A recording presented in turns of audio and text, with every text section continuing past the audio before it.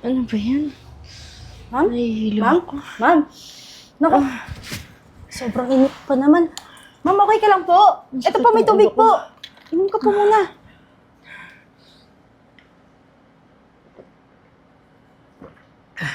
Sige po, inom niyo lang po. Salamat ng marami ha. Nahilo ako bigla eh. Gusto mo po bang umupo na lang muna tayo? Hindi, medyo okay na lang naman ako. Saan ka po ba nauwi? Kung gusto mo, ihatid na lang po kita. Hindi. Hoy, teka nga lang. Anong ginagawa mo sa mami ko, ha? Nahihilo po yung mami niyo, ma'am.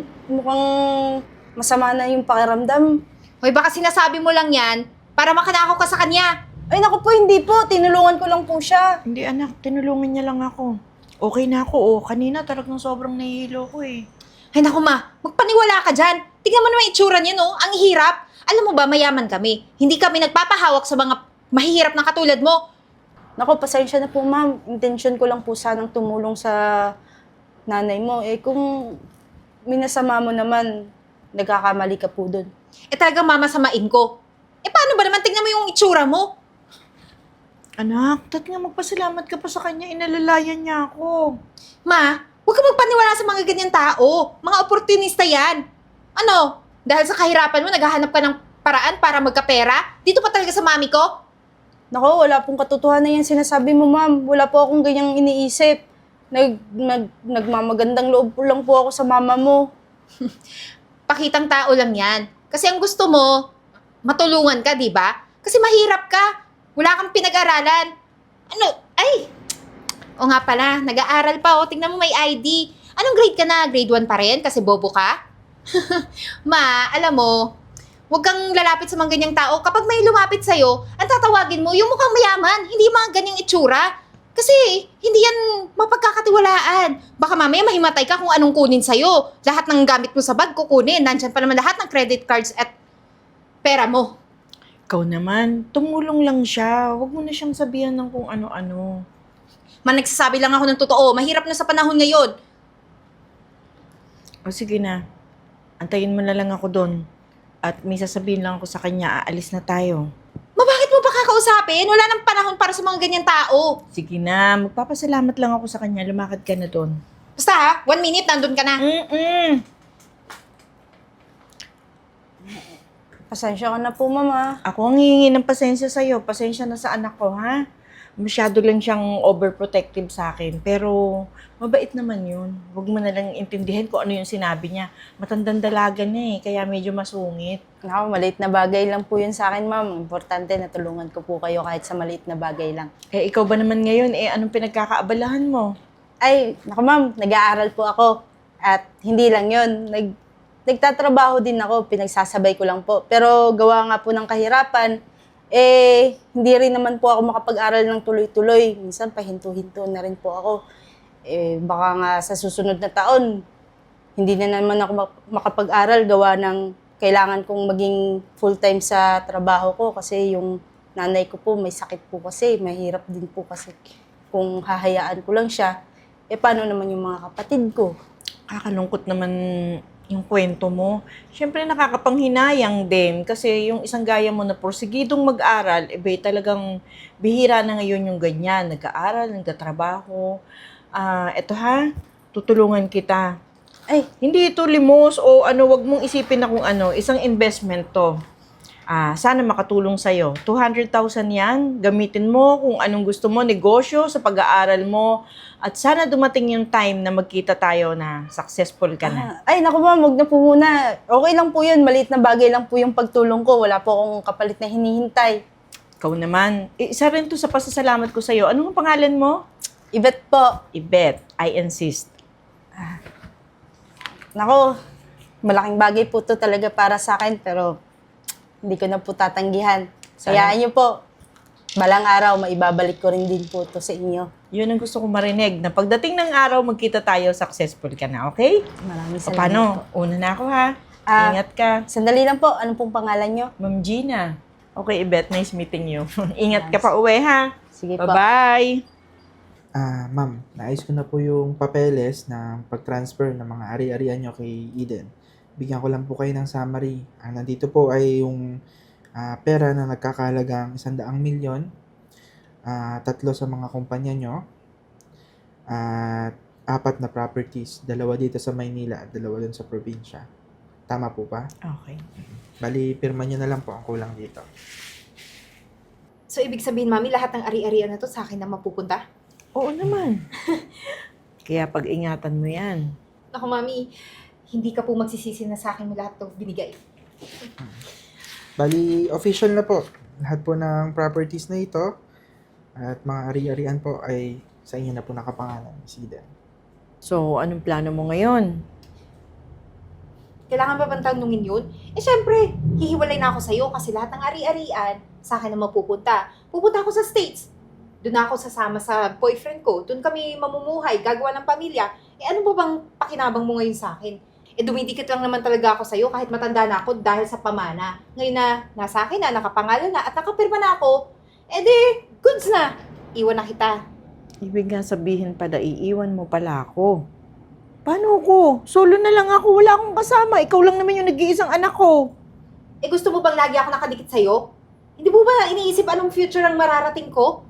Kung lagi ako nakadikit sa'yo, mag-aalaga lang ako sa'yo palagi. Ano, gagawin mo ako muchacha? Ayoko na, no?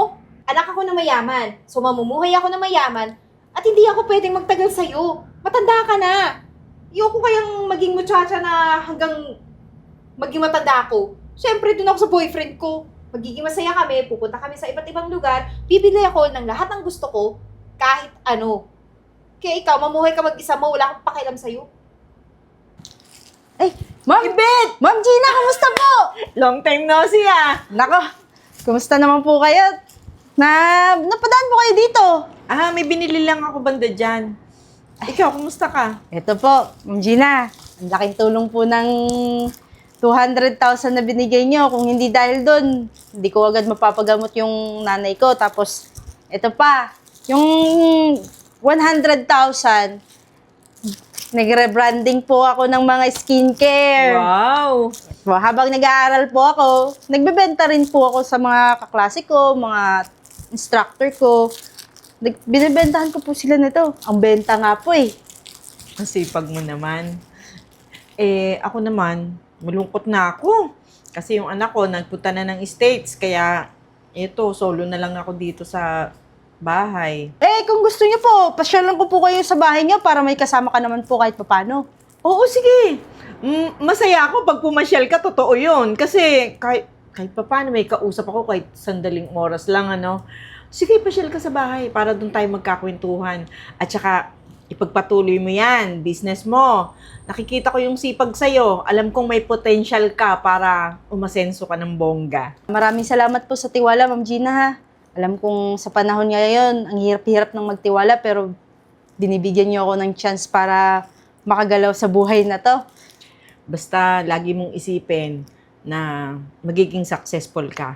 Yun ang gusto kong makita, yung pagdating ng araw na yun. O paano? Una na ako sa'yo, ha? At alam mo naman, mag-isa lang ako sa bahay. Ay, Ma'am Pauwi Gina, na ako. mamaya ka na umuwi. May kinita naman po ako ngayon dito sa binibenta kong skincare. Magmerienda na lang po muna tayo. Kain po tayo, kwek-kwek. Talaga? O sige, tara. Tara. O anak, maigi naman na pasyal ka rito sa bahay. Kailan ka pa ba tumating?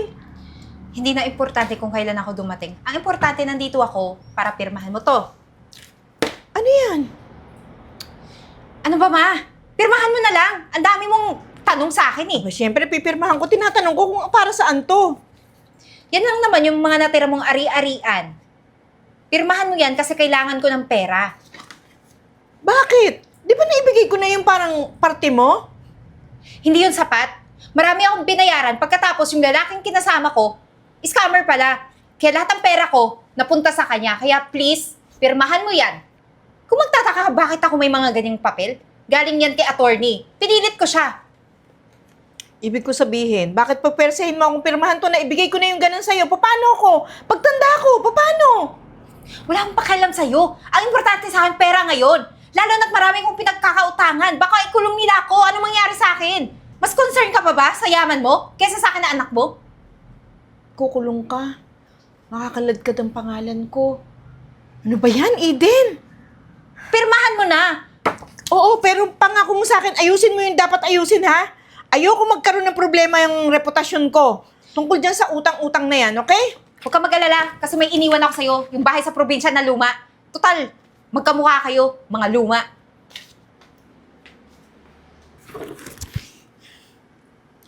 Hello?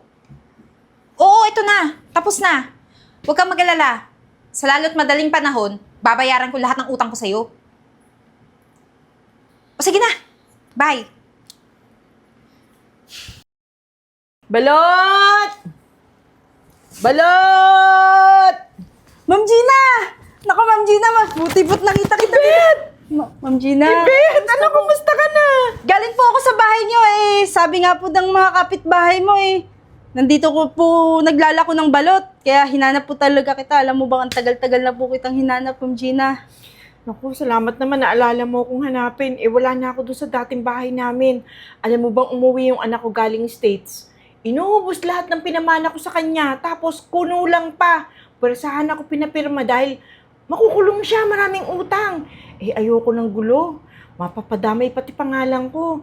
Kaya binigay ko na sa kanya lahat. Kaso eto ngayon, ang ending. Hindi na niya alam na naghihikahos na ako sa buhay. Hindi na ako sinilip, di na ako napasyalan. Nako, ganun po ba, Ma'am Gina? Buti na nga lang po at nakita kita. Ang totoo niyan ay talagang tagal na po kitang hinahanap dahil may gusto po sana akong ibigay sa iyo. Ito po. 100 million po. Ano yan, Ibet? Nako, Ma'am Gina, baka nakakalimutan mo po. Nag-invest ka po sa akin ng 200,000. Ito po yung balik nun. Tanggapin naman ah. Ano ba yan? Ang laking pera niyan eh. Nako, Ma'am Gina, huwag mong isiping awa to. Ito yung balik ng 200,000 na itinulong mo sa akin. Ito po, tanggapin niyo na po, Ma'am Gina. Tatanggapin ko na to, Ibet. Talagang ang hirap ng buhay ko ngayon. Alam mo ba, Ma'am Gina, dahil dun sa 200,000 na binigay mo sa akin, nagkaroon na po ako ng sarili kong pabrika. Actually, nationwide na po. Kami na po yung nagsusupply sa ibang mga beauty product. Natutuwa naman ako sa pangyayari sa buhay mo. Talaga naging successful ka. Pinangatawan mo talaga yung promise mo sa akin na magiging successful ka. Hindi lang po yun, isang ang shareholder ng company, kaya may 30% ka pong matatanggap. Pwede mo po yung kunin buwan-buwan. Kaya ihinto mo na po yung pagbebenta ng balot, umuwi ka sa inyo, magpahinga ka, tapos enjoy mo na lang po yung buhay mo. Lalo't-lalo na may dumadating naman po sa yung pera. Bet, sobrang salamat talaga. Ako naman ngayon ang uutang na loob sa'yo. Talagang sobrang salamat at mababago na rin yung takbo ng buhay ko. Walang anuman, Ma'am Gina. Paano ba yan? Kumain na lang po muna tayo para naman po mukhang gutom na gutom ka na po kasi tara na po. Ganito itsura ko, nakakahiya tuloy. Okay lang po. Nandun lang po yung sasakyan. Tara. Tara. Oh, kumusta ka na dito? Bakit mo ako kinakamusta? Ilang beses ka nang pumunta dito, di ba? Alam mo yung sitwasyon ko. Ang dapat dito ngayon, humanap ka ng lawyer na magaling para ma-appeal ko lahat ng kasong to, tapos makalaya na ako. Ayan naman kasi ang sinasabi ko sa'yo. So, naobrahan mo ang abuso sa kayamanan na ibinigay ko sa'yo. Sige dito, sige ka doon, sige sugal, sige... tinan mo nangyari sa'yo. Yung, kung alam ko lang ikapapahamak mo, yung perang yun, sana yung pamana mo, hindi ko muna agad ibinigay sa'yo. Ano bang silbi ng pera? Di waldas, yun lang naman, di ba? Huwag mo akong pangaralan ngayon. Hindi ko kailangan ng pangaral mo. Ang kailangan ko, makalaya dito. Paano hindi kita pagsasabihan? Alam mo ba nung padalawang kita natin na kinuha mo lahat ng natitirang kayamanan? Kung anong pinagdaanan ng buhay ko, sobrang hirap. Pero hindi mo naaalala yun. Hindi mo nga alala kung silipin.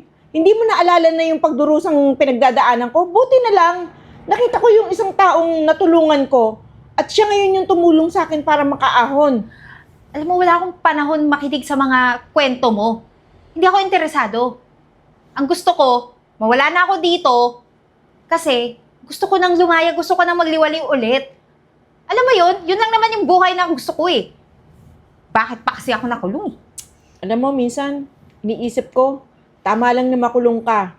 Kasi kung hindi ka naririto sa kulungan, ha, paulit-ulit na lang, hihingi ka sa akin ng pera, wawaldasin mo, lulustayin mo ng papagano na lang, kaya buti na rin matigil ka dito. Deserve mong makulong. O ayan, dinala kita ng grocery.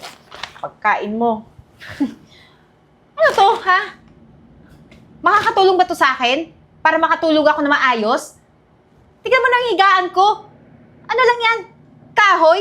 Ayoko ng ganun. Kaya kung gusto mo, ha, ikaw nang kumain itong mga dala mo. Hindi ako interesado dyan.